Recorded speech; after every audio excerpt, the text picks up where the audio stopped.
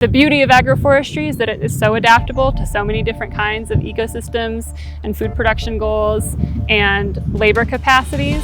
If we can mimic nature and try and stay out of her way, we can make a difference. It's a long-term investment. You need to be committed. A farm family could make a very good living on as little as 10 acres. There is no natural system without animals. So we're trying to mimic the biodiversity you would see in nature. The perennial crops that we have put in place here, they can potentially live for thousands of years. That's sustainable. We're farming with trees.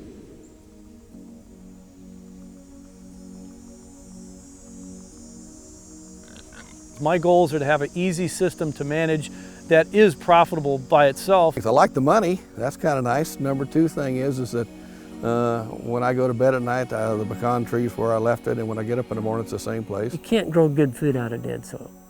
You got to have biologically rich soil, and that's what our farms are. There's always some apples, though, that fall on the ground and some that are damaged to the point that they can't be processed. And to use those, we've decided to add animals into the system. So we're turning all of the orchard blocks into paddocks for rotational grazing. We have chestnuts and hazelnuts and grapes and elderberries and currants and raspberries and mulberries propagating themselves all by themselves in this system. We don't have to plant the next generation plants itself.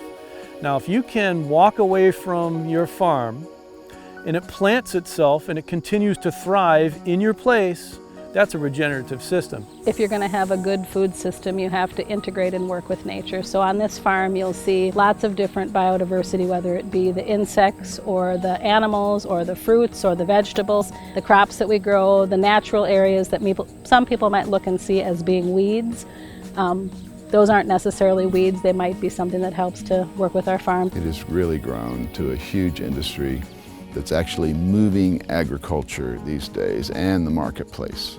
They're a long-term investment. It takes a lot of years to get invested and get them in production, but once they get in production, they'll definitely outlive me.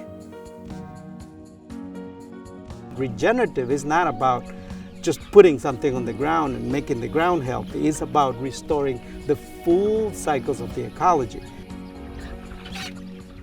The critical thing of the design then is, number one, to restore the poultry to its geoevolutionary blueprint, which is the jungles. So the agroforestry aspect of this hits all of those sweet spots and connects the dots for us. So yes, healthy chicken, healthy plants, healthy hazelnuts, and all of that is central to the whole design on the agroforestry side, because the health of the animal is central to having a safe food supply chain.